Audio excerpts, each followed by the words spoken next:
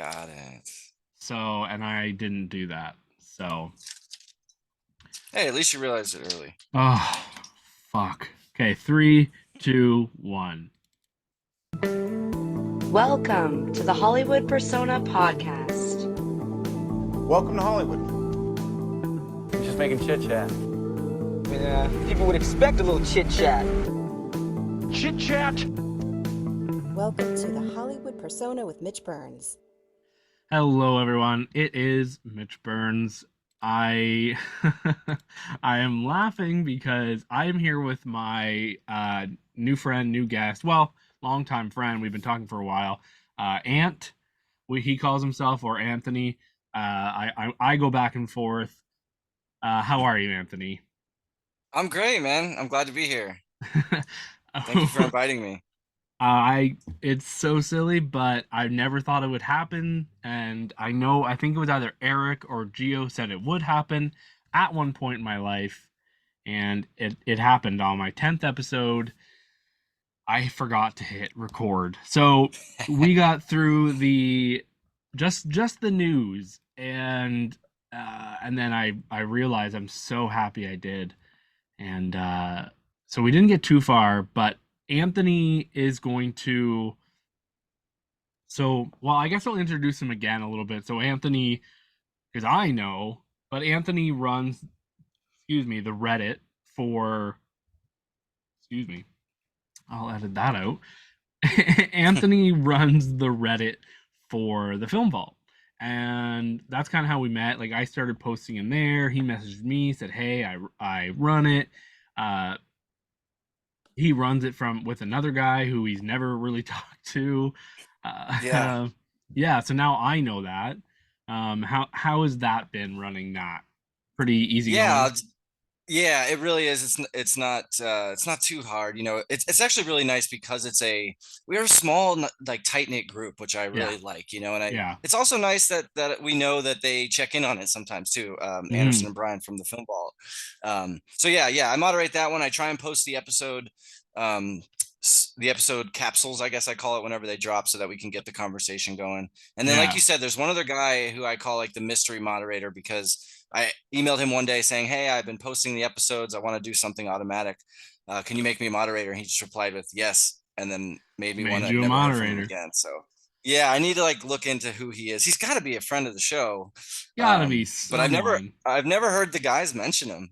So yeah. So maybe it is. Well, maybe it's Brian or Anderson. Oh, that would be hilarious. That would be hilarious. Yeah, and then I also moderate the Big Picture show, which for anybody listening, it's another really great movie podcast that is got some money behind it and got some really big professionals who know their movies. So just to give you an example, their main host, Sean Fennessy is his name, and his Letterboxd stats, he does something like 500 to 600 new movies a year he sees. Wow. Something like that. Yeah, he's prolific. Really prolific. I was proud of myself. I almost hit 300 last year for 2022. Good. I was proud of myself, but like, you hear those people who are like, "Oh, couldn't get to 600 this year," and I'm like, "What the fuck?" But you go. I was just gonna say the thing I'm proud of is, for the last 5 years I've made it to 200 movies in theaters, at least 200, 210, 215, something like that. Yeah, I try and go, every night, every couple nights. Like, I try and see everything that's new for the most part in the theater. I have a harder time watching at home because I get so distracted. But if I'm in a theater, I know it's like phones off. The screen takes up my entire field of view. So yeah. And then, I'm in the Chicago area, I should mention to the listeners as well. And there are, probably like 20 different theaters within the whole Chicago bigger area that I can make it to. So I have lots of options. That's awesome. So Anthony is gonna do the news segment. Something new we've added to the program. So if you want to just start there, we'll go through it quickly. Sure. Since you and I have already talked, all we did was news in our last lost recording. But anyways, Yeah, no problem, no problem. And it's not too, we didn't even, we didn't go too in depth on anything. So what I wanted to cover or talk to you about is the box office for this weekend, North American box office, that is. So Ant-Man, in its second weekend, dropped 69.7%, which is the latest figure that I saw right before we started recording, which is, I guess, the worst one yet for a Marvel movie. To put those into perspective, the Suicide Squad second week, that's the James Gunn version, they dropped 72%. And then that really bad or, well received or not well received X-Men Dark Phoenix dropped 72%. I like So that one. This is up there. Did you? Yeah, I wasn't that into it. I didn't hate it, but I don't have that like big connection with X-Men, so it didn't have an effect on me. I liked it mainly because of Fassbender and the Magneto character in that storyline. I didn't care about anything else, but I was sucked. I was so sucked in. I'll never forget him in that, but otherwise it was not a great movie. No. He's yeah, you know what? He's I'll give you great. that. He's always great. He's always great. Even in like the most recent Alien movie where he played that robot, or a clone of himself, he was great. Oh yeah, David. Yeah. But then to drag us back, Cocaine Bear came in second at 23 million. So Ant-Man dropped a huge amount, and with low reviews, I'm curious to what you think. How does this look for Marvel Phase 5 as it's getting started? What do you think? We're gonna get into this later because we both have seen Ant-Man Quantumania, so Ant-Man and the Wasp, sorry, and we are gonna talk about that. Wow, so over the weekend Ant-Man made 14 million worldwide on Saturday, 9 million on Sunday, 8 million on Friday. I mean, yeah, I think actually Cocaine Bear made more on Friday than Ant-Man did, which was really funny to see. Yeah, that's crazy. Well, obviously, Feige has to know that things aren't going great. I mean, right. The good thing I find is when movies make mistakes, or they have the tools to fix them, and I really hope they do. I've liked the majority of the TV shows. I don't know if you've watched any of them, but I've liked the majority of them, and I know people don't, but a lot of them are, a little like MCU. I don't know if you've heard that term. Yes, I have. Yeah, I get it. I've liked a lot of them too. I've liked a lot of them. They are introducing a lot of female characters, but I think they're trying to rectify the fact that they were so male heavy at the beginning. Sure. The only one was Black Widow, so right, and that took forever to come out. So yeah. Well, I guess we can talk in depth about what this means, for them once we get to the actual review of the movie. But I just thought that was really noticeable or notable. Yeah, I'm really excited to hear what you have to say about Cocaine Bear and Ant-Man. So I'm excited to get to that. We'll get to those shortly. The second piece of news that I wanted to talk to you about and just get your thoughts on the idea from a business perspective is, and this came out a couple weeks ago, but I wanted to get your opinion on it, is the AMC price changes for seats. So AMC is the largest theater chain in the United States, and they kind of set the tone. Things they do, maybe Regal or Cinemark or Marcus theaters will then do. So they set this thing up like you have at concerts and other venues, where you pay a couple dollars extra to sit in the middle, direct middle, like middle rows and middle of the row itself. And then they did do the nice part, which is it's a couple dollars cheaper if you sit in the really crappy seats right up front. If you are an unlimited member, like part of their membership program, then it doesnn't affect you, which would include me. But yeah, a lot of people were really upset about this because the way AMC pitched it was, hey, this is just like a live venue, a concert, a play. But the difference there is I can't drive down the street to see that same concert or play, right? Yeah. Whereas if I want to go see Cocaine Bear, as I said earlier in this podcast, I have 19 other different theaters around that I could go see. So what do you think about that business model? Like, what's your take on it? Well, when I first read it, I thought it was stupid. I didn't even think about the people at the front, how they would get a lesser, which I think is great, but I wish they only done that, you know? Right. Everything else is regular price, but if we give you one of those front seats and you want it, it's $7 or whatever. What's Right. a Yep. what's a ticket for you guys?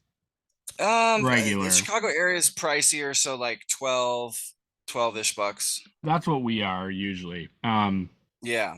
10 to $12. So like, you know, the whole thing is silly. I think it just doesn't, maybe in 10 years it won't seem like such a crazy idea, but right now, I don't know. Yeah. My take on it is, I'm not a big fan of it either.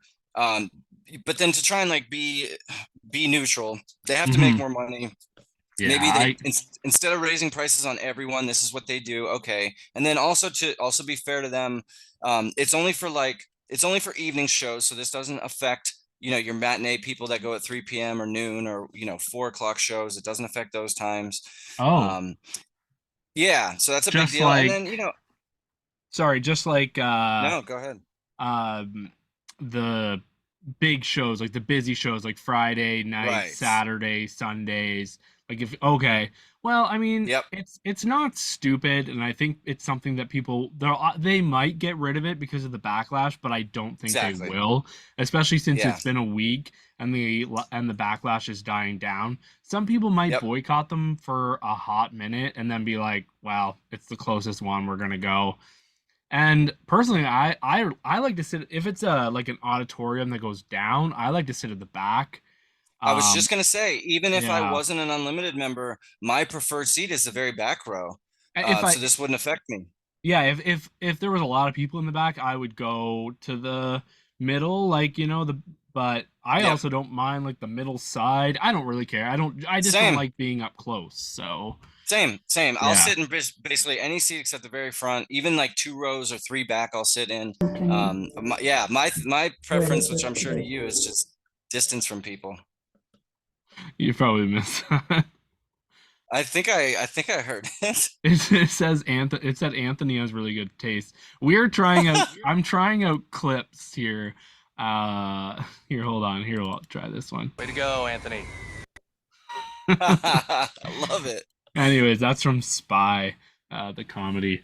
Oh, well, yeah. We'll so that's see how it works. Yeah, I'll keep an eye on it definitely, because AMC is a chain that I visit weekly at least. So we'll keep an eye on it. Yeah. Okay. So that's it for news. Did we say that Cocaine Bear came in at 23 million this weekend? Yeah. I mentioned that it came in second, and I don't think I said this. Just the button to put on it is it outpaced expectations. They were expecting it to do around like 19 million, and it came in at 23. And just side note, the theater that I work at part time, we had many sold out showings. We were selling way more than Ant-Man, which was exciting to see, and I saw lots of kids in there too, which we'll talk about. Yeah, so let's just jump right into Cocaine Bear if you're okay with that. Yeah, let's do it. We got some stuff to talk about it. Do you want to introduce it there? I kind of got. Sure. Sure. I'll do the first. Sure. One. Yeah, I can. Okay, go ahead. Okay, go ahead. All right, I'll take it. So Cocaine Bear is exactly what it sounds like. It is based on based on a true story about a bear that gets a hold of some cocaine that drug smugglers are running through the Georgia Chattahoochee National Forest, goes on a rampage and starts killing people. It's directed by Elizabeth Banks, and this is her third feature, and has Kerry Russell in it, and Brooklyn Prince, who's that really cute girl from the Florida Project, if you guys remember from a couple years ago. She was excellent in that. And then a few other just really great character actors like Margot Martindale, Isaiah Whitlock, Ray Liotta. Apparently this is his last feature. No, I think he has like 1 or 2 more. Anderson and Brian were talking about it on the Film Vault. Good. Yeah, that he has 1 or 2 more, I think. Great. Okay, good. And then I think this was produced by Lord and Miller, the guys.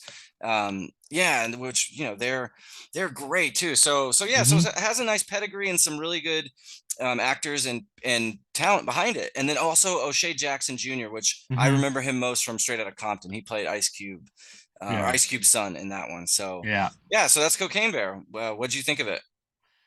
I saw this yesterday, right? I saw this last night. So I saw it first and then I saw Ant-Man, and I was kind of like, oh fuck, so like I should have saw Ant-Man and then Cocaine Bear Yeah. because I kind of loved Cocaine Bear. Like I haven't written a full review yet, but I'd give it 4 out of 5 stars, I think.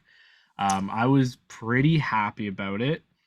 Um, I have my notes here. I love the gore.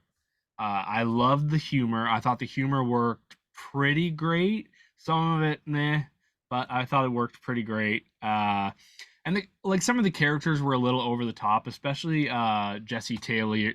Jesse, what's his name from? He is from. He's the gay guy from Modern Family, the redhead. Jason something. It's not on here. I didn't put it on here. Anyways, he plays this ranger, and his character was a little over the top. Jesse Tyler Ferguson. Anyways, that's who it is. Yeah. He's the park ranger, right? Yeah. For some reason I had this weird thing where I had to try to count the kill count.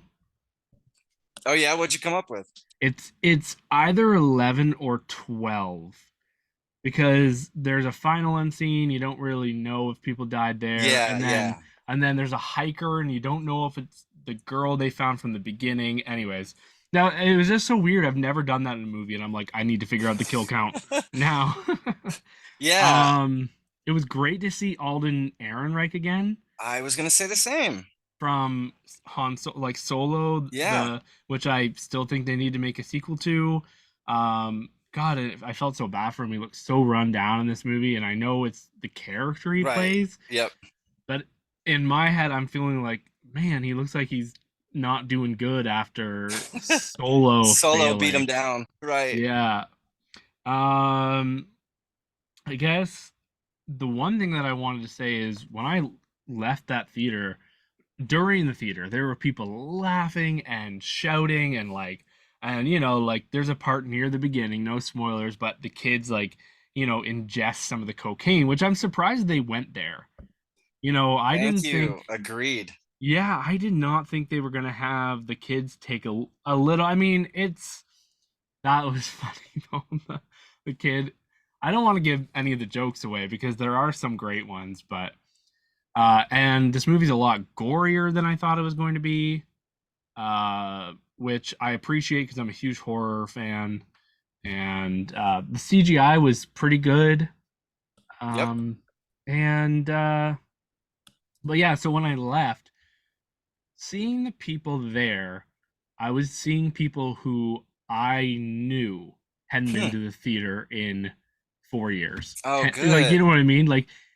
It was bringing a different type of people out to the theater, and it was nice because they were all young, and I'm like, maybe we need some more stupid movies like this, like the Meg sequels coming out, right. Maybe this will get these people back into the theater, just silly, and at least this one was good. Sorry, so what did you think? And then we can talk more.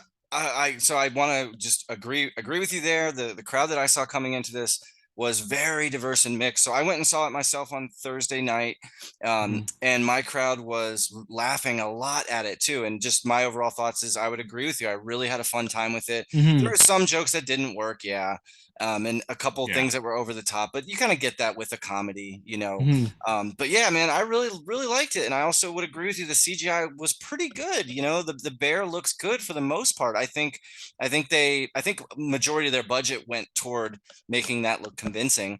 And then the actors they picked were great. The lady, I think her name's Margot Martindale. I love her. Yeah, she is she just felt so real. She just felt so realized, oh, that's an actual park ranger that would be.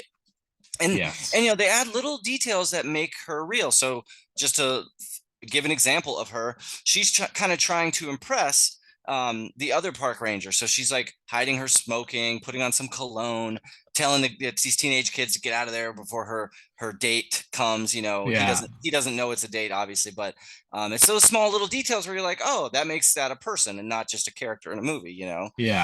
So I really liked it. It was great to see Ray Liotta again. I want to agree with you that I thought they were going to blink and not have the kids consume the cocaine, and again, we're not giving away too much spoilers. you'll see how they do it. But they actually went for it, and I'm like, good, let's use the R rating. It's refreshing to see studios. This is a Universal movie, so to see them actually go for something that is, of course, immoral or would be looked at as quote bad, and instead of them throwing it away or whatever, they actually like go for it. They pretend they've done it before, and you'll see it once you see it. So it reminded me of an Itchy and Scratchy like skit. Like it would be something Itchy and Scratchy from The Simpsons would have done. I thought it was great. I don't want to give anything away about ourselves, but when he was doing I don't know, whatever, but when he's doing the throat thing, I was laughing. I was like, but that's familiar. Yeah, I've been there. I've been there. I've been there. That's all we'll say. Anyways, it felt realistic, is what I'll say. It felt pretty realistic and funny. And I want to give credit to that kid, the kid that plays Henry, Christian Convery. He was so good. His cursing, kids cursing can be funny. Like in that movie with the young Good kids. Boys, or was Good Boys? Yes, Good Boys. I think it was Good Boys. Yeah, it felt so real because, I don't know about you, but when I was a punk kid, when I was 13 or 15, I thought I was the edgiest, craziest kid out there, and I swore like a sailor in front of my friends to try and sound cool. And I thought the way they handled him was the same way. He was so funny. And I think you're right here. You have too many characters, and that was my complaint. Yeah, I can see that, because it's like it, but I think they were obviously trying to spread out the plot, like fill the plot, because like characters would go into the woods, and then all of a sudden you're back with these characters, then they would make their way to the woods, and then you'd go, it kind of kept going back, and you're like, oh my gosh, okay, finally, are they all in the woods now? Can we move on? And there was those 3 teenagers that they added in that attacked O'Shea Jackson Jr. and they only dragged kind of one of them along, and I wonder if I don't know, I wonder if they could have gone over the script one more time, maybe, or maybe they had a different idea for certain characters, because I thought I read somewhere that they were doing fixes kind of right up into the last minute, having people come in and do voiceover, and I noticed a good bit of ADR. But that's like, I can put a lot of that aside, because it's a movie called Cocaine Bear, so whatever. You know what movie it reminded me of was the Piranha remake. Kind of similar vibe. Yes. The gore, comedy mixed with horror elements. But who I loved from this movie was the kid they brought along with them, O'Shea Jackson Jr. and Alden Ehreich. That kid that they brought with them, I thought he was hilarious and added a lot of funny lines. With him, and again, like another thing to where I was saying, acting like a real person, him trying to not get his jersey dirty, right? Like those, because his Jordans. And his shoes, right? Like I have a friend that's just like that, who will. And it's like, you wear that to the woods. Like, I mean, I know, he knew he was going into the woods. So come on, man, what are you doing wearing that to the woods? It's going to get dirty. You're going for a hike. Those same kind of people who are crazy about their shoes, they will wear them everywhere. Right. They will be like stupid about them, and then they go out and they're like, "Well, I'm going to get my Jordans wet," and you're like, "Well, why'd you wear them?" But anyways. Yep. And the one thing I wanted to talk about is, I don't know if you know the actual true story at all. Oh, yeah, I did skim the Wikipedia article, but tell me about it. So basically, the only part that's true about this movie is the part of the beginning where that man threw the bags out of the airplane. They fell down into the Chattahoochee area, and he tried to deploy his chute. It didn't work, so he died. And so then there's all these bags around Chattahoochee, and essentially a bear found one of them and ate, I can't remember, like 400 kilos, and died immediately. Oh my God. So that sounds... Yeah. That's right. Yeah, the bear died immediately, didn't go on like a rampage, right? Yeah. And they have the bear stuffed. She's in a museum. You can go see her, but like the coroner and everything said 400 kilos would kill any mammal on this planet. Yeah. Basically what he ate.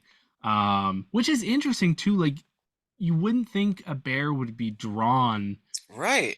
to it. It's to a powdery substance. I don't. Right. It's not going to smell like any food he would normally eat. Yeah, I don't know why Or a she bear would would have normally done eat. that. Yeah. Yeah, Well, that's it's a pretty she weird. in the movie. I don't know what it is in real life. But Yeah. yeah.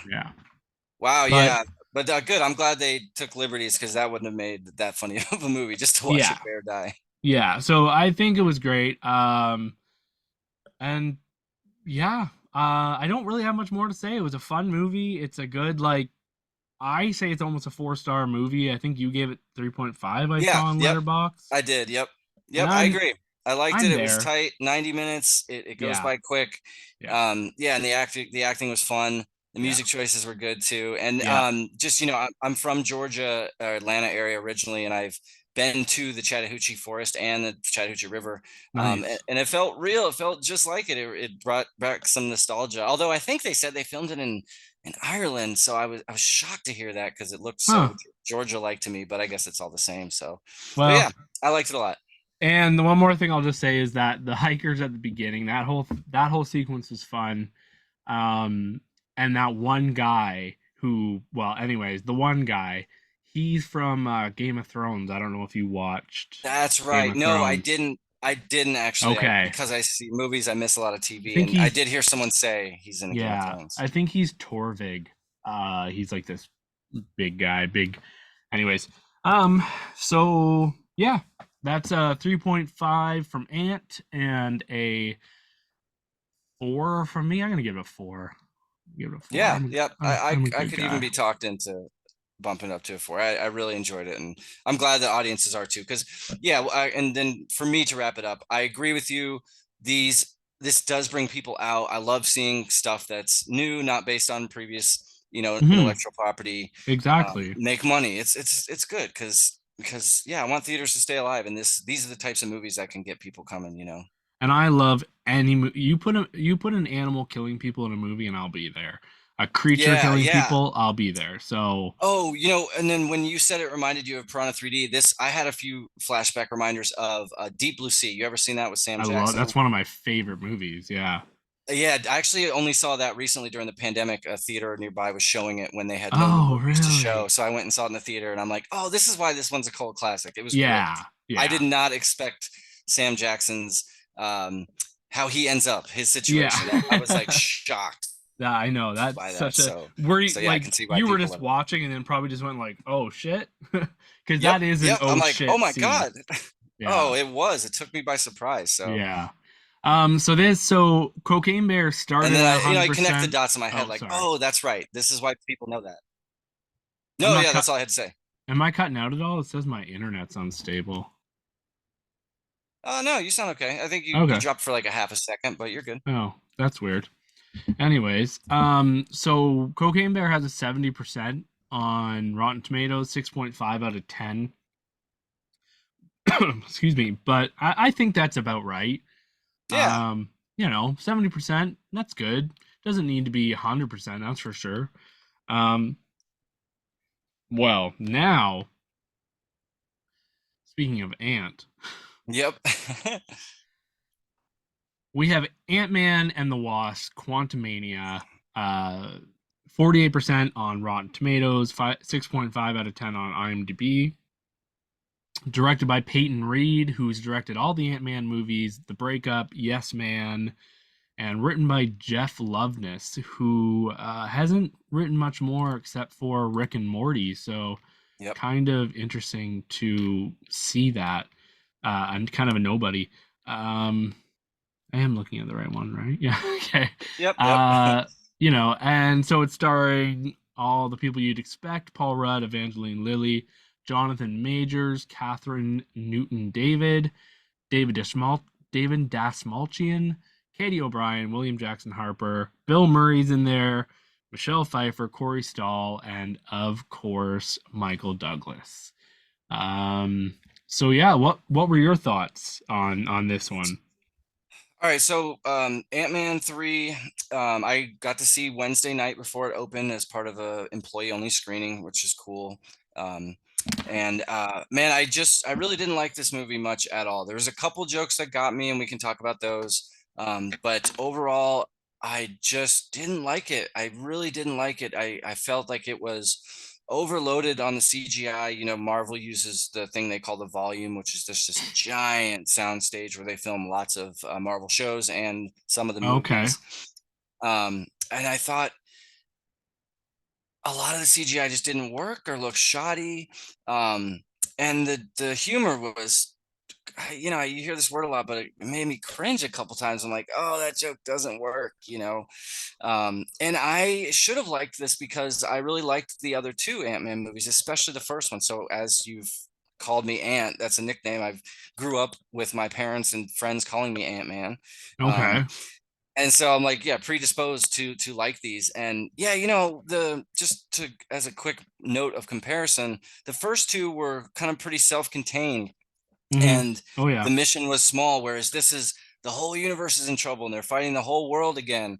And they have to introduce so many different characters. Yeah. And yeah, man, I didn't like MODOK, the character played by Corey Stoll, the villain from the first one. So yeah, I just wasn't a big fan. What about you? What was your take on this one? Well, this could be our first little disagreement because Oh, good. I absolutely loved it. I had a great time, Oh, wow. which What'd you is like? crazy. I loved like everything, the pacing, the tone, the story. I love Michelle Pfeiffer. I loved her connection. You know, I didn't like MODOK, like you said. I thought the CGI was good, and I understand what you mean. It was Okay. overused. I thought it was decent, and I thought the world building was so great. Like the houses and their people or whatever, and they move and whatever. It was pretty basic in story. But I just ended up having a lot of fun with it. And hold on, I better pull up my notes, which I keep forgetting to do. Apologies. But Yeah, well, no, while you do that, I'll ask you this. yeah. Did you notice your audience getting into it? Did you hear gasps or laughs or anything from your Mm, crowd? no, it was a pretty small audience. Yeah, the only thing I said are it's good to see Douglas. They've incorporated Michael Douglas's hearing aid Oh, I into didn't this. notice that. Yeah, like he pretends to use it, or like they digitally, so he can use it to talk to the ants. Or maybe Oh, I'm wrong, right. Yeah, yeah, you're right. You're right. You're right. but he has a hearing aid, so I'm like, that really shows like disabled people that, hey, who cares? There's a man on in movies wearing a hearing aid. Anyways, the CGI I thought looked good. I don't really Okay. understand what people are saying, but maybe I was just more open to. I don't know. Maybe it just worked better for Yeah, me. I wouldn't say it looked bad. I just thought maybe there was too much of it. Like I could just, it just to me it looked like the actors were never in any real place ever. And maybe it was like that in the combination with the color correcting, Mm, the colors all looked a certain Marvel way. yeah, Um yeah, I I get just it. wasn't having fun once they were in the quantum realm. And Bill Murray's character, he comes in for kind of a cameo. I could have Um, taken him or leave him. yeah, Like he had a good joke, but he other than that, he didn't add too much, I don't think. no. I think to me, I just think this is in like the top 20, maybe 25 of Marvel. Like I think it's up there. Um, and I'm not a huge fan of Ant-Man or Ant-Man 2. Okay, yeah, yep. So maybe this is like my favorite Ant-Man, and seeing it outside of the world and getting to know the quantum, sorry, stumbling over my own tongue, knowing the quantum realm a little bit. To me, you know what it felt like to me was like Star Wars. I just I the was gonna say the same thing. It felt like the Yeah, like cantina scene. yeah, and even like the little creatures they met, the guy who has no Mm-hmm. holes and then he gets holes, and then and the one girl like that was kind of helping them and kind of not at the beginning. Like I really I enjoyed it, and I definitely don't think it deserves the 40%, Mm. 48%. Like what would you give it at? Like out of stars? Like, what you gave it? I think I would probably. I think I gave it 1.5 or maybe 2. I think that Oh my I think that God. 48%. But I want to tell you, I think that 48% you're talking about, that's the critic score, right? Not the audience, because the audience Yeah. has it a lot higher. Yeah, I haven't looked at I the think that. audience. Yeah, I think theirs is in the 70s or maybe even And higher. I heard Yeah. it would have been higher if they didn't have the woke character of Ant-Man's daughter. And I do have to say, I do not like Catherine Newton. But I have Yeah, she never, wasn't fun in this. yeah, I have never liked her in a movie ever. She was okay in this. Like, I didn't outright hate her, but yeah, I just don't like her. I wish they went with So the original. yeah. So apparently this is the third person to play Ant-Man's daughter. Essentially, Because, yeah. I mean, because she's aged, but yeah, the audience has it at 83%. But back to her, Okay. to Catherine, I also did not think she was good in this. I think she was miscast, but I will say that I thought she was good or even great in the movie Freaky, that one with Yeah. Vince Vaughn. I thought she was funny in that, and she worked well with him in that. And then she was also in that movie Cock Blockers or Blockers. Yeah. I Yeah, just she don't. played. There's something about her that bugs. I don't know what it is, but it bugs. Yeah, yeah, I can't. I can't get. So we were gonna kind of talk about what this like means for Phase 5, and right. obviously this is the ending didn't go where I thought it would go. Um. You mean before the post-credit stuff, right? Well, okay. So even that, the post credits, I was like, okay, well that makes sense, but makes sense because I thought that's what was going to happen in the movie. I thought we were going to see something else. I think in some episodes we'll do like spoilers at the end, but I don't Sure. think we need to do this here. Agreed. I just think I thought it was going to go differently, and it didn't do that, which I think it would have been better if they had done that. But whatever, I hopefully but I'm looking at their Marvel's next movies that are coming up, and I'm like, none of these seem to be something that people are clamoring for. They need something big and cool, and because all we've had is like TV shows and the Eternals and kind of middling stuff like Yeah. Thor, Love and Thunder. It just hasn't Doctor been. Strange. Yeah, like, which I didn't mind Doctor Strange, but Same. I mean, I've kind of forgotten about it. Yeah.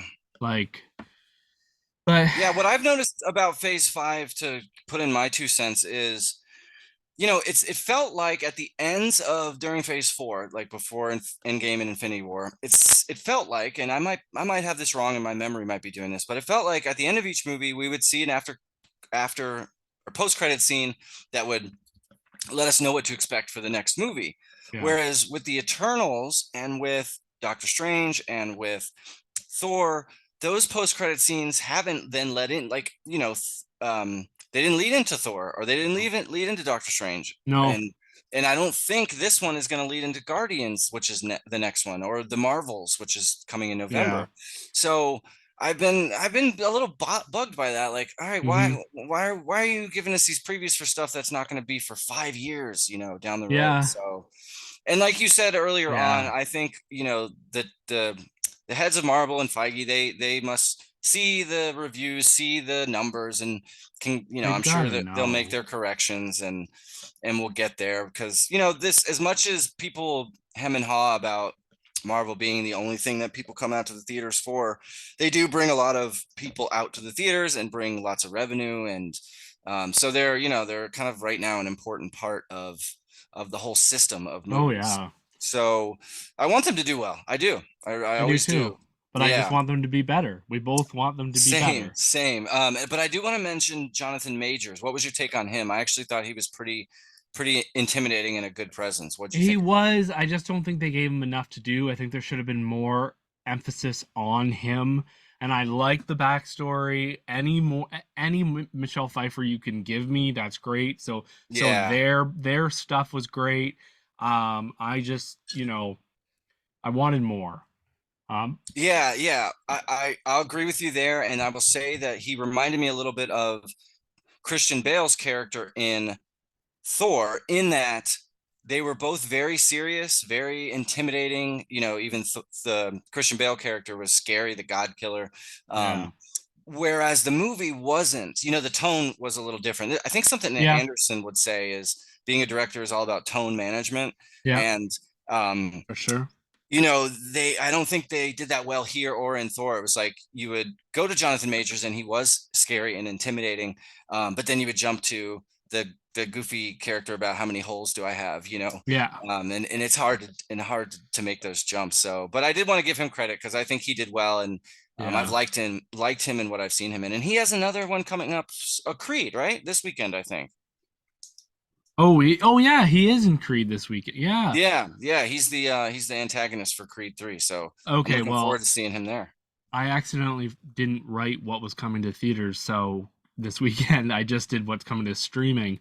And you just helped me out with that because I completely forgot. Yeah. So, Creed 3. He is. I'm pretty sure it is. Yeah. I'm gonna look it up here, but yeah, make sure I have that right, because it might be the following, but I did see the trailer for that and am looking forward to it. Yeah, I haven't seen Creed 2 yet, but I loved Creed the first one, so I think I'm. But yeah, no, that's enough. Yeah.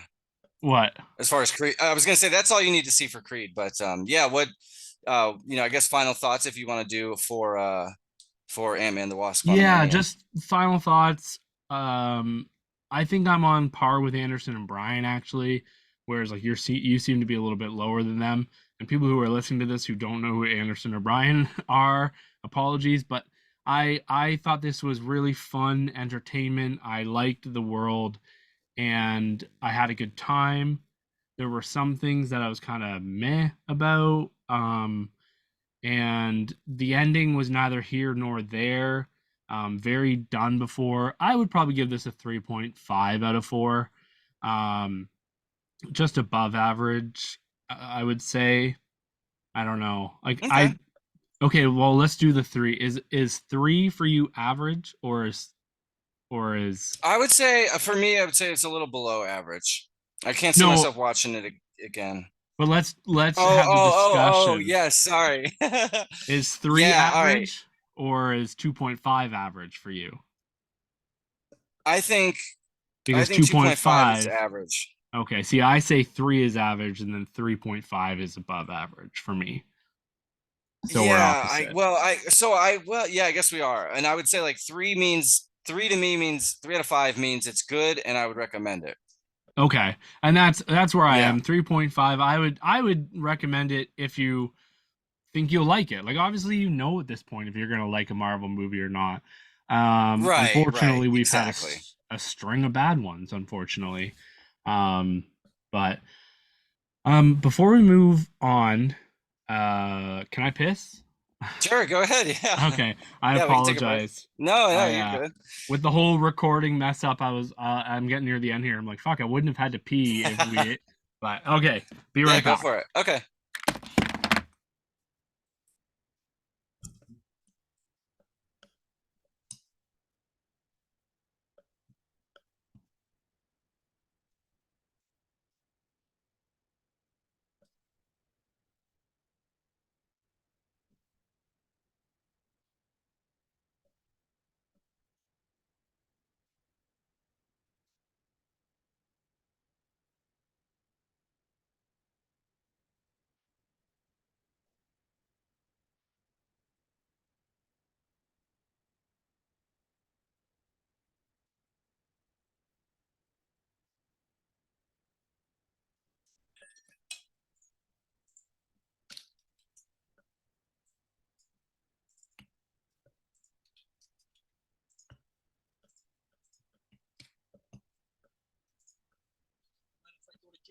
Please.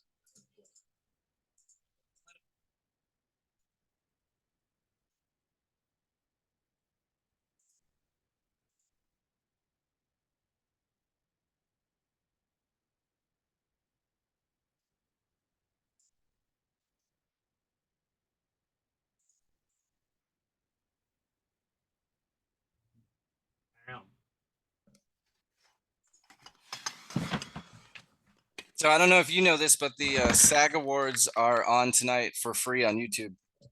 Sorry, I didn't have my headphones on. What'd you say? Oh, I was just gonna say, I don't know if you know this, but the SAG Awards are being broadcast for free on YouTube tonight. Oh, are they really? What time? Yeah, Are they I on think now? they started. Yeah, I think they just started. Oh, do you So usually watch? I usually don't. I guess I watch the Globes and the Oscars usually. Okay. Or I have them on in the background. I'm not like, I don't follow them that closely, but I do kind of care what wins just so I know Yeah. what people are talking about, but not I really. always But read since, the since next day. since it's on YouTube. Yeah, Yeah. exactly. Yeah. And then and since I heard it was on YouTube, I'm like, oh, maybe I'll watch that. Yeah, I might catch the end. It's always kind of that lead up, right? I like that they do the ensemble award too. I always like that about Me too. about Yeah, that. I wish the Oscars had that. Me too, because it's like sometimes it's like, okay, maybe maybe there wasn't an amazing performance from the movie, but they all did great. I don't know. Yep. Okay, so maybe I'll put like some music in there, and I'll do like say that was like a little break. But Okay. anyway, so before we get into, I'm really excited to have Anthony on because he has seen all the live action short films and the animated short films that are nominated at this year's Academy Awards. I've only seen 2 of the animated short films, so I am excited to. We're going to kind of run that down. But before we get to that, what I wanted to ask you, Ant, is what are some of your favorite movies? Yeah, so first thing that comes to mind is Dune. I loved Dune. Me too. From last year or the year before. Was it Me last too. year? Year before last. No. Yeah. Now it's been 2. Okay. Yeah, because last year was 2022 and it came out 2021. Yeah. Yeah, so I love Dune, man. I knew nothing about it going in. I'd heard, that it was some epic story, that it was a crazy book, and yeah, man, I love Dune. And then of course Goodfellas, because who doesn't love Goodfellas? Who doesn't? Yeah. It was a very formative movie for me, shown to me at a young age, and I've just seen it so many times. And then I really love Stanley Kubrick's How I Learned to Love the Bomb. Oh yeah. Yeah. Doctor Strangelove. Doctor Strangelove, thank you. Yeah. It was escaping me. Yeah, I love Doctor Strangelove. Also shown to me at a young age, and really had an impact on me. I love that movie. And then, movies like Blow with Johnny Depp, I remember loving. Speaking of Cocaine Bear. Oh, I've never seen that. It's nothing. It's no Goodfellas, but it's got Ray Liotta and it's got Johnny Depp, and it's about a character who did smuggle cocaine based on a true character. Yeah, so I love that. I love Portrait of a Lady on Fire that came out in 2019. Have you heard of that one? Oh yeah, I saw it. I didn't love it as much as everyone else, but it's so interesting. Like Avery and you and Andrew just have like fawning over it, and I'm like, man, maybe I missed something. Well, and it just took me by total surprise, right? Because it's a period piece about this lesbian couple, which just, you write that on paper and hand it to me. I wouldn't think like, oh, that has no appeal to me. I have no interest in either of those categories of stories, but I don't know, the way it was filmed, the actors in it, it grabbed me quick. I also loved Hereditary. Yeah, we were kind of talking about that. That's probably one of my favorite horror movies behind like not behind, but like near The Exorcist. Sure. And, I have my top 200 somewhere on Letterboxd. Someone can find it. Yeah, so that's some recent ones that I can think. Or no, I guess those aren't all recent, but that's what comes to mind when I think of favorite movies. What about you? What's on your Letterboxd top 4? My Letterboxd top 4 is Alien, Jurassic Park, Hereditary, and Children of Men. Is oh yeah. When someone says what's your favorite movie, I usually say Children of Men. If it's someone who I don't really want to talk to, I just say Alien. Because because then if I say Children of Men, they're like, oh, what's that? And I'm like, right. Yeah, you can't really explain that one. That's like we need to have a whole discussion of why that one is so and good. If you don't know, they're just gonna be like, oh, I've never even heard of it. And I'm like, well, it's fucking Alfonso Cuarón. So I probably butchered his name. Alfonso Cuarón. Anyways, speaking of Alfonso Cuarón, oh my god, fucking shoot me. We swear on this podcast. So, okay, good. That is fine. Hold on. Bitch, shut up and act like an adult for once. Okay. Ant is going to go through a couple of... I'm going to say the name, and I just want to hear... We're going to go through the best live-action short film category first. I'm just going to say the name of it, maybe a little explanation or just what you thought about it. Whatever you want. Yeah. I'll give you a quick thought on what I thought of each one, and cool. We can go from there. An Irish Goodbye is the first one.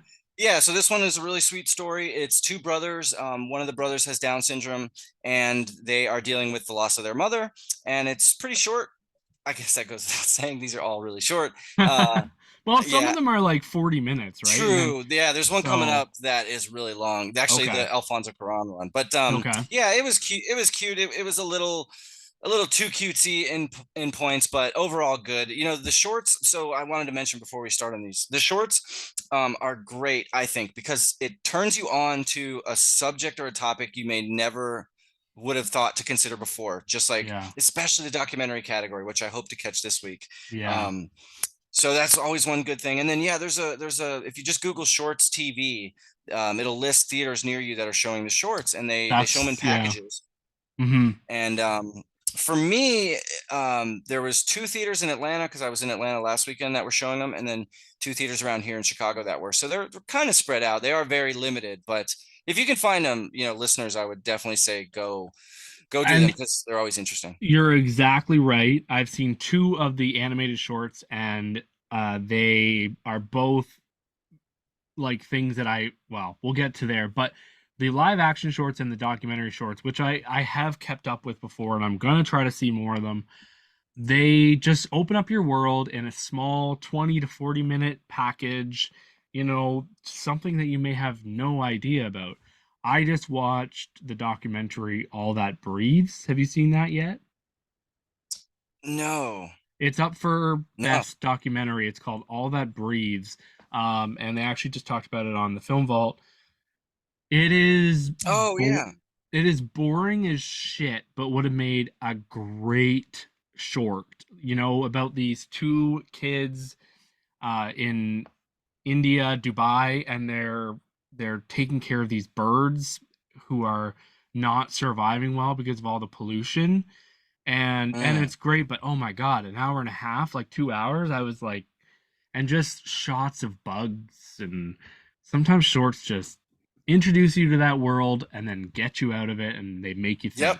But anyway, so the next one I see is Ivalu. Yeah, Ivalu, I think. Yep. Yeah, this one is this one's like very short. I think it's like 7-8 minutes, and it's a sister. It's a pretty tragic one. I think a sister is searching for her other sister, who they give clues that I think she was like abused by the father in a like maybe physical and a sexual way, and she runs off and kills herself. I think, again, none of this is spelled out, so I'm not spoiling it. It's very metaphorical. I think that's what they're going for. Yeah. So it's pretty tragic, and I just wasn't that crazy about it. It's a sad story, but it is beautiful. It was filmed very well. Good. Well, I mean, not good, but I mean, yeah. I'm glad it's only 8 minutes of depression instead of and sometimes that works. Sometimes a tragedy can pull you in, especially like with the documentary shorts last year. Those were great, so I can't wait to see this year's. But yeah, that's Ivalu. Definitely worth a watch if you come across it, or if you're seeing the package of them all. So yeah. So this is the Alfonso Cuarón. Never had a problem in my life saying his name, and all of a sudden, so this is the Alfonso Cuarón short. There, I said it right there. Le Pupil. So obviously that's French for eye, right? The eye. I think so. Or is it student? I think student. Yeah. Okay. Yeah. Is this one of the ones you saw? No, I haven't seen any of the live action. Oh, right. You saw 2 of the animated. Okay. Yeah. I just know French a little bit. That's cool, because I know Spanish a little bit, so we can both help each other out when those come up. All right, so this one was like 37 minutes long. I was not a big fan of this one. It's Disney backed. And yeah, Alfonso Cuarón is the director or producer or whatever. He had his hand in it, and it's made really well, and the period detail is incredible. But I just wasn't into it. It's about a little girl student in the early war times, and she's basically just trying to sneak a piece of cake for the whole story. So it's cute. I could see it winning because it's backed by Disney and Cuarón, but yeah, I wasn't too big a fan of this one. Okay. Night Ride is the next one. Oh, and I was right. It was pupil, like pupil. Oh, okay. All right. Yeah, Then I stand corrected. Glad you checked that. Yeah. Night Ride. Yeah, Night Ride. This one is Swedish or Norwegian, and it's about this dwarf, a little dwarf lady, or a little person, I guess, as they like to be called now. She steals this little train. The driver runs off to run to the bathroom, and she steals a train and takes it for a spin, basically around the town. A little electric train that's on a track. Yeah, and through her little journey stealing this train, because she doesn't want to wait outside. It's really cold where she is in winter. A trans woman gets on the train and starts getting harassed by these group of bullies, and she kind of tries to step in and help them out. And that's basically the story of that one. It's pretty good. Its message is clear, and the characters in it are great actors. They seem like real people. They must have cast real people, I think. So yeah, that's Night Ride. Yeah. And The Red Suitcase is the last of the live action shorts, and then I have a couple questions. This one I think is my favorite. It starts with a baggage claim in an airport in Dubai, or maybe somewhere in France, where this woman wearing a head what do they call the headscarves that hijab? A hijab? Ladies wearing a hijab, and she's picking up her suitcase in an airport. Okay. And you can tell she's nervous. She's really scared. You kind of can't really figure it out yet. And she grabs her suitcase and then kind of runs around the corner and hides. And you find out that she's basically been sold to be this old man, this man. So she looks about 18, 19, and she sees this guy on the phone with her father who has sold her to him. He's in a suit, and he's like much older than us. He's probably in his late 40s, early 50s. And she's supposed to be his bride, and he's like on the phone yelling at the dad, "Where is she? Why?" And he seems just like a jerk. Yeah, and so it's a quick story about what she does to try and escape this arranged marriage that, it just looks awful. You just feel so bad, because I know that goes on so much in that world. So yeah, I really love this one. I hope this one wins. It's The Red Suitcase. Oh yeah. Oh, I was just about to ask. So like, what's your favorite then? Is The Red Suitcase? Yeah, the Red Suitcase or the Night Ride. The Night Ride with the little person steals the tram. That was probably the best. Yeah. All right. Well, there you go. You answered my question for me. How fucking dare you? So we're going to move into the best animated short category. He has seen them all. I've seen 2 of these. And so we'll start with The Boy, the Mole, the Fox, and the Horse. All right. Yeah. So this could make. So did you ever see Paddington or Paddington 2? Yeah, I love them both. Yeah. Me too. I love Paddington 2. Absolutely love it. And it's like, it's found meme status online. People love Paddington. How could you not? It's so. What was that movie? Oh, have you seen The Unbearable? Yeah. Yes. Yeah, they reference it in there. Like, what's your favorite movie? Paddington 2. Paddington 2. Dude, I went nuts when I saw that. Like, yes, because they, the writers that obviously know it's cult meme status. Yes. And so the reason I bring up Paddington 2 is because this movie this short here, The Boy, the Mole, the Fox, and the Horse, would call Paddington not cute enough. Like, this movie is so cute and sweet, and it's very Christopher Robin feeling. It's a little boy, he's lost out in the snow, and he runs into these animals, and they kind of all have to work together. At first the fox wants to eat the mole, but then the mole ends up saving the fox ends up saving the mole, and they run into a horse, and it's all about the little boy trying to find his home. He's lost out in the woods. So it's very sweet, really interestingly animated. It looks very hand drawn. And it has a lot of stars. Like Idris Elba does a voice in it, and I think Tom Holland does a voice in it. So I imagine this one will win because of who's in it. But yeah, it's really good. It's one of the longer ones too. So this is one of the ones I've seen. What'd you think? It's in my top 5 of movies from 2022. I absolutely fucking adore this short. Yeah, wasn't it sweet? It's on Apple TV Plus. You can watch it now. Um, I have seen it I think maybe 5 times because I keep showing it to people who cry every time. Yep. Because I know who, like, like my mom I brought down, she's bawling. My sister-in-law, she's, crying, and I want to show it to my kids and explain. No, I absolutely love this movie. I bought the book. So it was based on a Oh, book. cool. Yeah. Oh, I didn't know that. Yeah, but the book is more like they turned it into a story. The book is more just different like sayings, like how the movie is. Like the movie is has a story, but like most of the stuff they say is like a uh like a saying or a mantra or something that you can hang your hat on, and that's all the book is like a little picture and like Gotcha. you can do it. But yeah, so I absolutely love this one. And so the next one is the flying. Wait, before we move on, yes, I want to say one thing about this, and you can tell me if you remember this line. So there's one line in the boy, the mole, the fox, and the horse that stuck with me so much that I already mentioned it to a friend of mine. I think it was just today or yesterday. yeah. The mole says to the boy, one of the greatest freedoms we have is our freedom to react to things, how we react to things. Mm-hmm. And that line just stuck with me because it was just an epiphany moment where I'm like, oh yeah, he's right. So if someone does you wrong, or you see someone steal something or whatever, right in that moment, before you do anything, you have the freedom to either like be an asshole or let it roll off your shoulder, or I love that line. It stuck with me. That whole scene with the wolf and everything, and that's where it kind of gets said is one of the biggest freedoms we have is how we react to things. And it's just beautiful. And it shocked me. My favorite line is when they're on the horse and they're just kind of going along, and the mole just says, sometimes I have trouble saying I love you, but so I just say I'm glad we're all here. And then it's quiet, and then he says, I'm glad we're all here. And then the boy says, I'm glad we're all here too.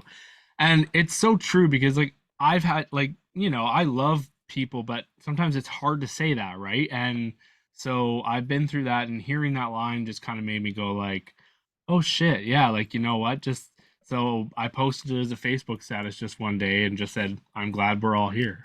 Nice. But yeah, no, it's really stuck with me. So I'm glad you liked it. Yeah, that one, and I will never forget it, obviously, because I already told someone about that, because he was a friend of mine. Someone like cut us off, and we were driving together, and he was like starting to get heated about it, and I'm like, just let it go. And then I was like, oh, I gotta tell you this line. So yeah, so that was the boy, the mole, the fox, and the horse. Cool. So the next is the flying sailor. All right, so this one, you haven't seen this one? Nope. Okay, so this one is actually also real short, as in like 7 or 6 minutes. I don't think there's any words in it. It's actually based on a true story, which made it interesting. I looked up the story on Wikipedia. It's a British merchant ship was driving through a canal. They were carrying thousands of pounds of TNT. Someone had a cigarette. The whole thing blew up, and this sailor that was on one of the boats literally flew 1.5 miles through the air, landed in the water, and lived. Wow. And this whole short is from him on that boat to when it explodes, to his life flashing through his eyes as he flies through the air and landing in the water and ended up being okay. So interesting topic to make a short on. I wouldn't say that I loved it, but I appreciate them taking a stab at something like that. So yeah, that's the flying sailor. Yeah, now we know a story that we hadn't heard before, so that's cool. Right. Yeah. So the next one is Ice Merchants. All right. So Ice Merchants, you didn't see this one, right? Nope. Okay, so Ice Merchants, this one was kind of fascinating. A man and his son live way up high in the ice and snow mountains of above a village, and every morning they crack some ice. They put on a parachute and they bring it down to the town below. And then they use a rope and pulley system to get themselves back up.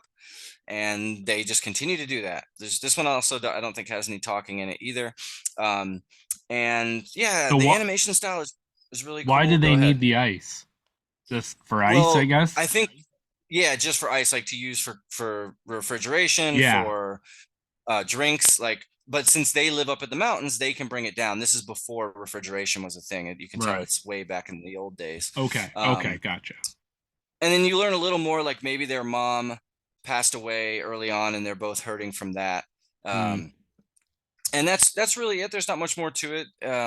But the animation style is really cool. Like the camera angle is looking from the skydiving scenes are incredible when they're both he like the dad fastens him to like a baby fastener on his chest, and they both skydive, like the most dangerous looking thing ever. But yeah, the animation's really, really interesting, and it's cool all they can convey without saying any words. So yeah, that's cool. The Ice Merchants. Were any of these? I know you said that La Pupille is a Disney Plus. It's on Disney Plus, right? Yep.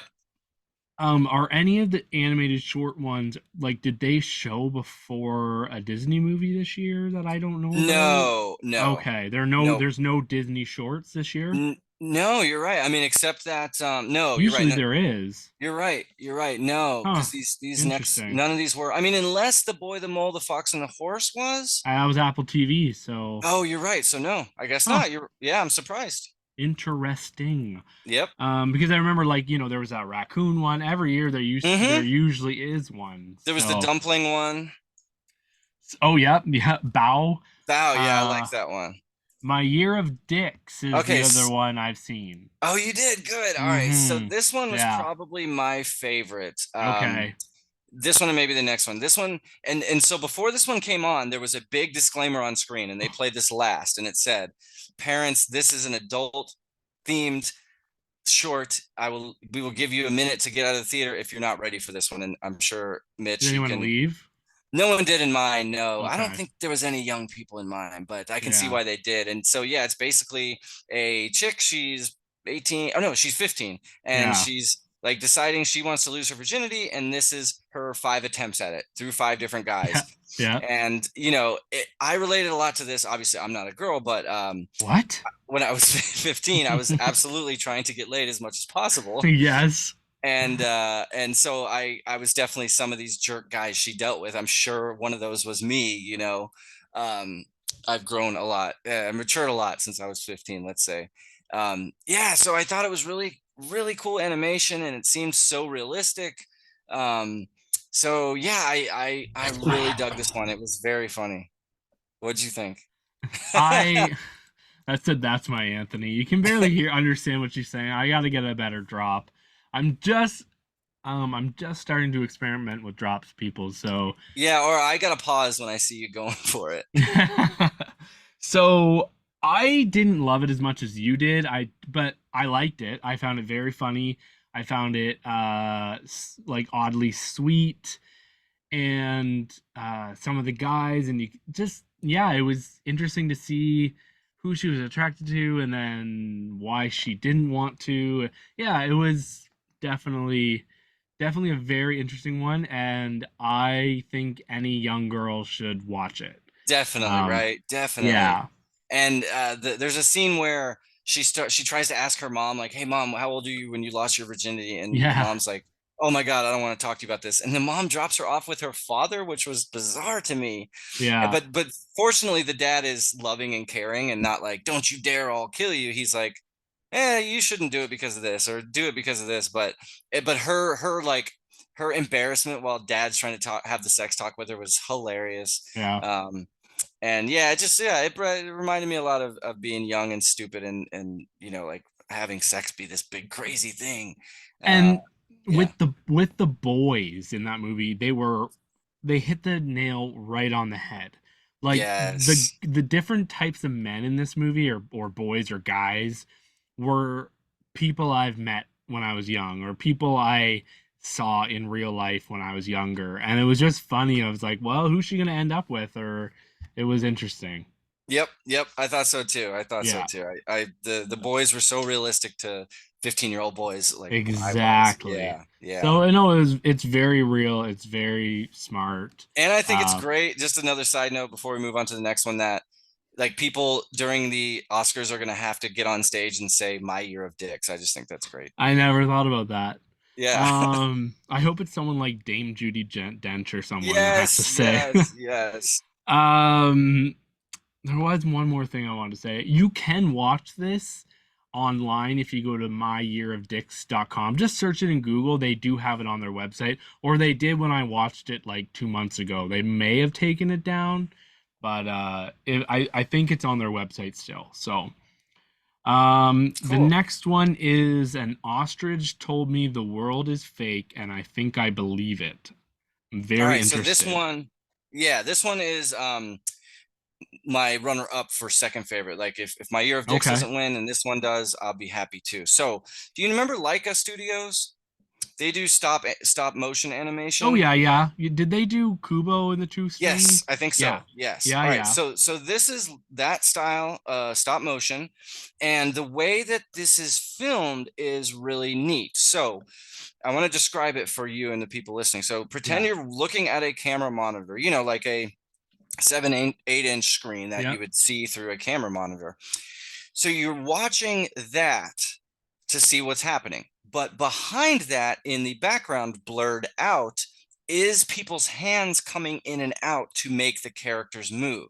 So in the foreground is the movement that we're watching, but in the blurry background is the actual time lapse of the people moving their hands super fast to make the characters move. Yeah. I mean, obviously I've seen time lapses but like that before, but that's cool to see it done.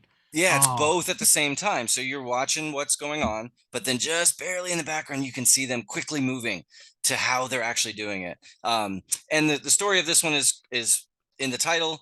This guy, he works in a sales office. He's not doing very well. And he sells like blenders or toasters or something. And he has a daydream at one time where he walks in the elevator and some ostrich is in there and is like, hey, don't care too much about this. The world is fake. And it's him trying to come to grips with that. And so it's meta. It's meta, like the world is fake because you can see the hands creating the world. Yes, that's the metaphor that's also going on at the same time. It's beautiful. It's really clever, really clever. And I would definitely. And I think this is one of the short ones too, maybe 10 minutes, 12 minutes. Okay, so that's great. Definitely check it out if you can. So yeah, those are the shorts. I always like going to see them, and I can't wait to see the documentary ones. So it seems like there was more you liked more out of the short animated ones than the live action ones. Definitely, and I always put the animation ones off because I don't think I will, but this year they worked on me way more. This is for anybody watching. Also, we have a YouTube channel. You can follow the Hollywood Persona. I am currently giving my brother's dog some love. Okay, go away. Okay. So, sorry, I was listening there. I did hear you, and then I interrupted. I apologize. No, you're fine. So now we're going to go into what's coming to theaters and streaming.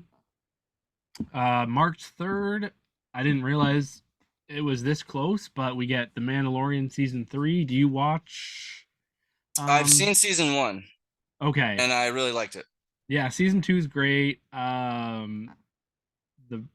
And then I'm hoping Season 3 is great too. The Boba Fett and Kenobi have both been pretty blah, but depends how big of a Star Wars fan you are.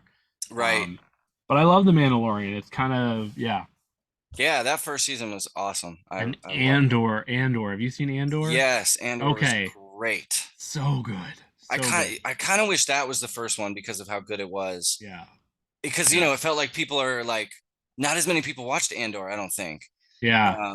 And I wish they had, because that one was great. Yeah, so I went to see Andor. They played the first 20 minutes before Rogue One? Yes. They played the first 20 minutes of episode 1 before the re-release of Rogue One a couple of months ago in theaters. I went to see it in IMAX. So I got to see Andor first 20 minutes, then right into Rogue One in IMAX. It was incredible. It was so good to see that movie again. Yeah, so that's that. I love Rogue One is maybe top 2 Star Wars movies for me. It's really good. Same. I love that. So good. It's characters, it's a whole new thing. It's not Luke, it's not the lightsabers. It was just awesome. Yeah, it was. So the other things are movies and TV shows that are TV shows that I don't really know about. Sex/Life season 2 will be on Netflix March 2nd. Perry Mason's second season will be on HBO March 6th. Um, The Magician's Elephant is an animated movie coming to Netflix on March 10th. Tetris is going to be on Apple TV Plus on March 15th. That is a real life story on like the creation of Tetris. It's not a movie based on Tetris. Right. I saw the trailer or something for this. I'm kind of Me interested too. in that. I'm kind of interested in it. Yeah, I'll see it at some point. It's I forget who the lead was. But it's someone I like. And then Ted Lasso season 3 will be on March 15th on Apple. But I do have what is coming to theaters. So we've got Creed 3, which is coming to theaters this weekend. Yeah, and one thing about that before you go to the next one that I'm looking forward to, this is Michael B. Jordan's directorial debut. Oh, shit, eh? He's directing it. Yeah, so I'm even more excited to see how he'll do with that one. Good for him. Yep. The other one is this Guy Ritchie movie that I had heard rumblings about, but I think some people have already seen it or it played somewhere. Maybe it played overseas first? Yeah, it's called Operation Ruse de Guerre. Theatrical released in international territories on January 4th. So it comes out on the 3rd, and then it'll be like streaming on April 7th. So it's had a weird timeline. Another Michael Shannon movie is coming out this weekend called A Little White Lie. That is coming out this weekend. Yeah, me too. And apparently the Children of the Corn. Yeah, the remake comes out this weekend. I hope it's better than Firestarter, whatever. I was just gonna say Firestarter was so bad. It was so bad. But it will also be on Shudder on March 21st. So if you want to wait, it will be on Shudder a couple weeks after its theatrical release.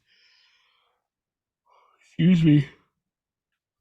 I yawned. I apologize. Another movie is Palm Trees and Power Lines, coming out this weekend. I don't know much about that. And Unseen, another movie I don't really know much about, but apparently it's coming to theaters. So those are the movies coming to theaters. So Mr. Ant, we've been assigned a movie, and Ant has said he will join me in watching whatever I'm assigned, good or bad. Are you going to click the link? Don't click the link. You can't see before I see. No, I'll pull it up. I have it right here. Okay, go for it. We got number 21. I haven't looked yet. So if I go up here, if you've seen it before, then you're lucky, but it's Maniac. Oh, I've heard this. I want to see it. I haven't seen it. Maniac. Oh, shit. Maniac from 2012 is what we will be watching, and hopefully talk about it next week. I think this is Elijah Wood. And it's based on another. You're right. Yeah, film? It is. Yep. Okay. So anyways, Maniac, that was Melanie Taylor on Facebook who assigned us that one. She doesn't know she did because she just gives a random number and then we choose. So I'll write that down. Awesome. Yeah. So Taylor. This will be great. This will be great. This will keep me watching stuff that I need to get off my Exactly. Me too. Yeah, because I want to add this too. I might have mentioned this to you in our early talks. I didn't really get obsessively into movies until maybe about 6-7 years ago. So while I have seen, I see 200 of the new movies every year, my old backlog is lacking. Yeah. Kind of like you talked about the film vault with Brian. I line up with him in that. There's lots I haven't seen that Anderson has, kind of thing. So this will be great. Well, in that list there, in the Excel list there, I have all the Best Picture winners of all time that I've never seen. I have like some of the top AFI, and then some of the horror ones I've wanted to see, right? So it's a really good mix. Like last couple weeks ago, I had to watch Boys Don't Cry, which I'd never seen, right? Yep. So yeah, it's been a really fun way to kind of, make myself watch it. And when I'm on the Film Vultures, I get people to assign me a movie there, which I will let you do one day. What was that movie you said I hadn't seen out of your favorites? Oh, Blow. Oh, Blow. Yeah. So maybe that's one you'll make me see one day. That could be cool. I think you'd probably like that if you like Goodfellas and others like that. It's very It's got Penelope Cruz and Johnny Depp, and based on a true story about a cocaine smuggler. What else can you ask for? Can't go wrong. Yeah. So I guess I'm gonna start playing the music here. Which again is new to me because I'm just getting used to drops. So I'll start playing the music as we head out. Nope, that is really loud.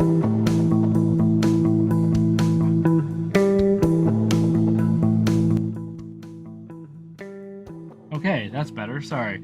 So everyone, thank you for listening. We are Mitch and Ant and Mitch. We will be back next week, or one of us will be back. Ant needs to make the decision of whether or not he wants to be back. I would love to. He probably hated every moment of this. No, this was great. This was excellent. It was a lot of fun. You can find all of my stuff, all of the Hollywood Persona stuff. We are on Facebook and Instagram at the Hollywood Persona, and YouTube, where you can watch all the videos. And I'm on Letterboxd and Twitter at Mitchy Daily. And then again, I'm also, the Hollywood Persona has a Twitter as well, so you can follow me there. Ant, you got any? I'm Letterboxd. I'm letterboxd.com/antsmovies, ANTS movies. And I'll send you my Twitter handle. I don't check it too often, but I'm happy to give that out. So yeah, I think I follow you. I think I asked for it like really early. I think you did. Actually, I have it in front of me because it's on my Letterboxd. So it's Hexam311AD, which has okay. And he is always, actually, this is something I was going to bring up earlier. Your Reddit is beating my Facebook fan page. And in what sense? I didn't know there was. You have more people on your Reddit group. You have over 1,000, and I'm like 8 people from 1,000 on my Facebook. That's so funny. Yeah, so he's on Reddit. I'm on the Facebook fan group for Film Vault. Kind of our funny how we met, but anyways, thanks everyone for listening. Thanks for having me, Mitch. Yeah, no problem.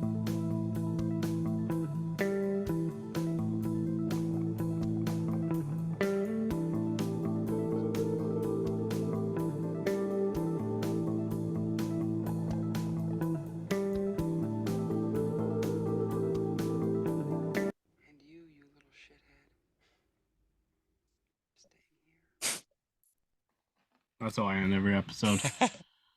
Awesome. line from Alien.